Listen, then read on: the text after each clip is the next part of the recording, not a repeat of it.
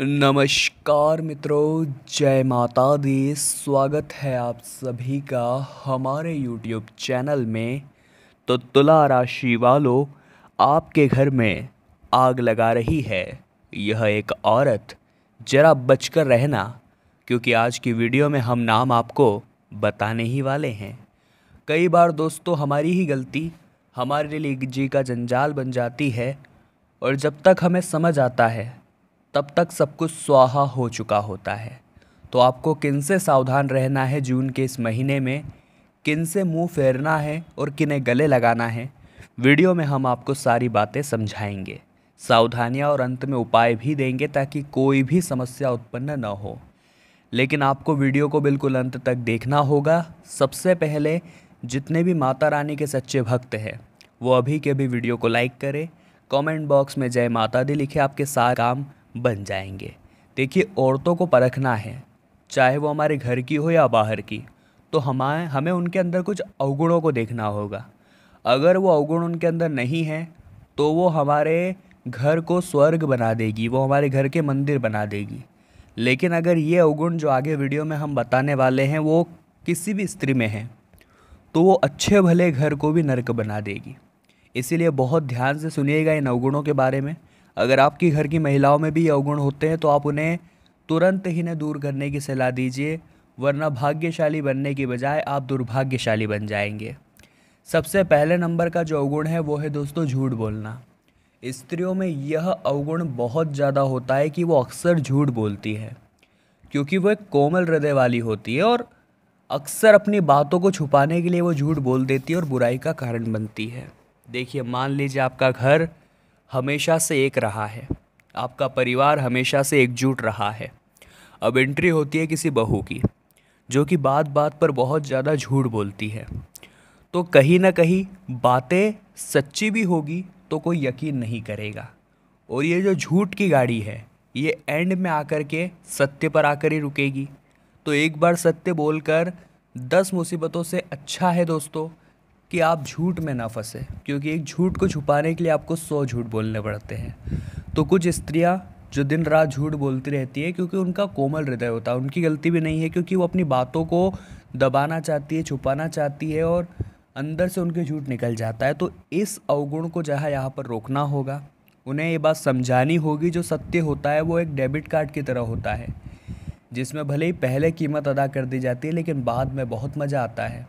परंतु जो असत्य होता है, जो झूठ होता है, वो एक क्रेडिट कार्ड की तरह होता है, जिसमें पहले तो आप बहुत मज़े ले लेते हैं लेकिन बाद में कीमत चुकानी पड़ती है। इसलिए झूठ वाला अवगुण निकाल दीजिएगा। अगले नंबर पर है दोस्तों अस्थिर और चंचल। अब आप कहेंगे अस्थिर और चंचल ये कैसा अवगुण है? तो देखिए, महिलाएं जो होती हैं, हमारी घर की औरतें जो होती है, बाहर आस पड़ोस की औरतें जो होती हैं, वो अस्थिर विचारधारा की होती है। यानी कि जो वो बात अभी कर रही है, गारंटी नहीं है कि आगे भी उसी बात पर टिकी रहेगी, गारंटी नहीं है कि वो चीज़ उन्हें आगे भी अच्छी लगेगी। उनकी जो विचारधारा है वो स्थिर नहीं है, अस्थिर है। तो कई बार वो चीज़ें पसंद करती है, खरीद कर ले भी आती है, लेकिन बाद में उन्हें वो चीज़ रास नहीं आती, क्योंकि ये 2 पल की खुशी होती है कि मुझे वो अच्छा लग रहा है, लेकिन सोच समझ कर निर्णय नहीं लिया जाता। चंचल उनका चित्त होता है, उनके मन को समझ पाना बड़ा मुश्किल होता है। आप सोचेंगे कि आप उन्हें ये चीज़ दिला रहे हैं क्योंकि उन्हें ये पसंद आ रही है, लेकिन कुछ ही समय बाद वो कहेंगे कि इसमें वो वाली बात नहीं है। तो इनके मन को समझ पाना बहुत मुश्किल है और चंचल मन है, 2 मिनट में इधर का उधर। जबकि इंसान को अपने मन को स्थिर रखना चाहिए, अपने काबू में रखना चाहिए, क्योंकि वो इधर उधर भटका तो हमारे लिए ही परेशानियां उत्पन्न करेगा। ये बात आप ध्यान रखिएगा। अगले नंबर का जो अवगुण है वो और भी ज़्यादा ध्यान देने लायक है, स्वार्थी और मायावी।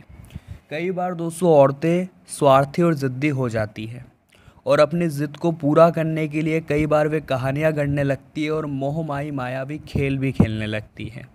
कई बार दोस्तों वे झूठ का सहारा तो लेती ही है, साथ ही साथ अपने इस स्वार्थ को सिद्ध करने के लिए वो घर के अन्य सदस्यों के बारे में भी नहीं सोचती कि उनके मन में क्या बीत रही है या इसका उनके ऊपर क्या असर होगा, ये भी वो ध्यान नहीं रखती।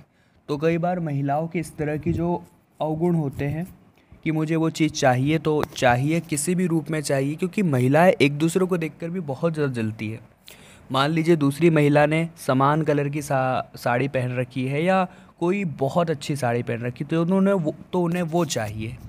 यानी कि बराबरी करने का बहुत आदत होती है किसी भी महिला में, एक दूसरे को देखकर ईर्ष्या करने की बहुत आदत होती है किसी भी महिला में, जो कि नहीं होना चाहिए।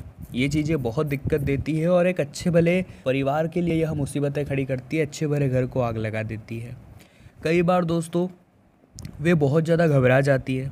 यूँ तो कहते हैं महिलाएं बहुत साहसी होती है, लेकिन जो विकट परिस्थिति जीवन में निर्मित होती है तो वो बहुत जल्दी हथियार डाल देती है, क्योंकि उनका मन बहुत निर्मल होता है, उनमें लड़ने का साहस नहीं होता। वे बहुत ज़्यादा घबरा जाती है, वे काँपने लगती है, हाथ उनके सूजने लगते हैं। तो ऐसी परिस्थितियों में कई बार महिलाएं क्विट कर देती है, यानी कि आत्मसमर्पण कर देती है कि ये तो हमसे नहीं होना। उन्हें लड़ना नहीं आता, और ज़िंदगी में इंसान को अपने हक़ के लिए लड़ना ज़रूर आना चाहिए, वरना वो मुसीबतों में फंस सकता है, वरना वो अच्छे खासे काम को भी बिगाड़ सकता है। इसलिए महिलाओं के अंदर ये अवगुण है कि अगर वो घबरा रही है तो उन्हें ये बात समझाइए कि वो आजकल की साहसी नारी है। घबरा कर वो अपना अधिकार नहीं पा सकती, घबरा कर वो मुसीबतों से नहीं बच सकती। उनके अंदर ये अवगुण बिल्कुल भी नहीं होना चाहिए, इतना आप ध्यान रखिए। अब दोस्तों एक बात का ध्यान रखिएगा, आपके घर को आग लगा रही है वह एक औरत जो हमेशा अपने घर में गंदगी रखती है, साफ सफाई का ध्यान नहीं रखती है। भले ही कपड़ों से गहनों से खुद को सजा ले, लेकिन दिल से वो पवित्र नहीं होती है। वो हमेशा इधर उधर की बुराई कर रही है, चार जनों को किसी के बारे में गलत बोल रही है, किसी ने कुछ कर दिया तो जमाने में उसका ढिंढोरा पीट रही है। वो खुद के आंचल में नहीं देख रही, लेकिन उसे चारों ओर की बुराई करनी है। इस कारण से रावण को भी इस तरह की महिलाओं के अवगुणों पर बड़ा ही धिक्कार आता है।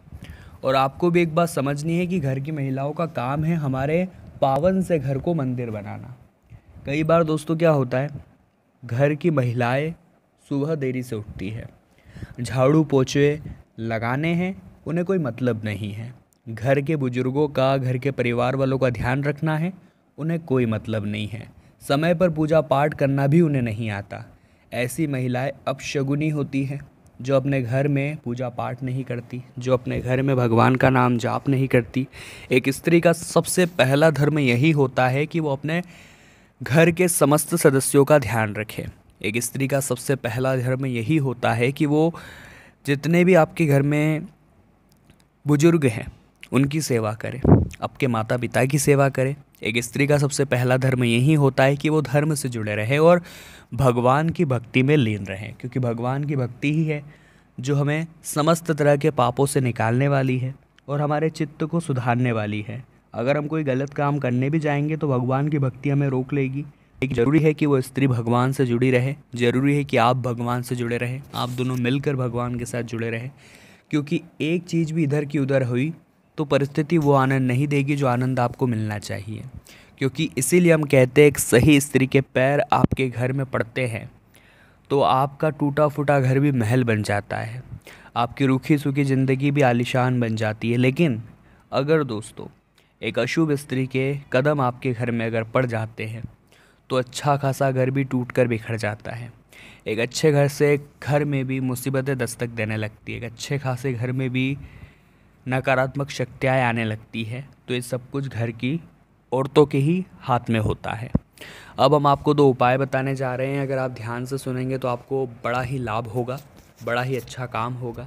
सबसे पहला उपाय अगर हम आपको बताना चाहें तो आपको क्या करना है दोस्तों, आपको नित्य प्रतिदिन अपने घर में एक शुद्ध देसी घी का दीपक जलाना है। कहाँ जलाना है? तुलसी माता के पौधे के पास में।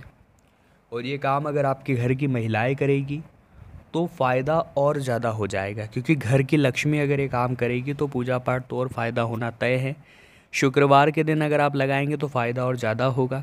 लेकिन इतना ध्यान रखिए कि रोज़ाना ये काम आप करिए, आपके घर में सुख समृद्धि आएगी। दूसरा उपाय आपको क्या करना है, आपको 1 गिलास गन्ने का रस लेना है, उसे अपने हाथों में पकड़ना है। किसी भी दिन आप पकड़ लीजिए, कोई इसके लिए नियमित वार नहीं है। उसके बाद दोस्तों आपको अपना नाम और अपनी गोत्र 5-5 बार बोलनी है और इस गन्ने के रस को तुलसी माता के पौधे में डाल देना है। यह एक ऐसा उपाय है जिसे करने के 3 साल के अंदर आप करोड़पति बन जाएंगे, इस बात की गारंटी हम आपको देते हैं। तो तुला राशि वालों, हम आशा तो यही करते हैं कि बहुत कुछ सीखा होगा आपने आज की वीडियो से। पसंद आई हो तो लाइक करें, कमेंट बॉक्स में भी आप जय माता दी लिख सकते हैं। हमारे चैनल को सब्सक्राइब करें और बेल आइकन को प्रेस करें। बहुत बहुत धन्यवाद।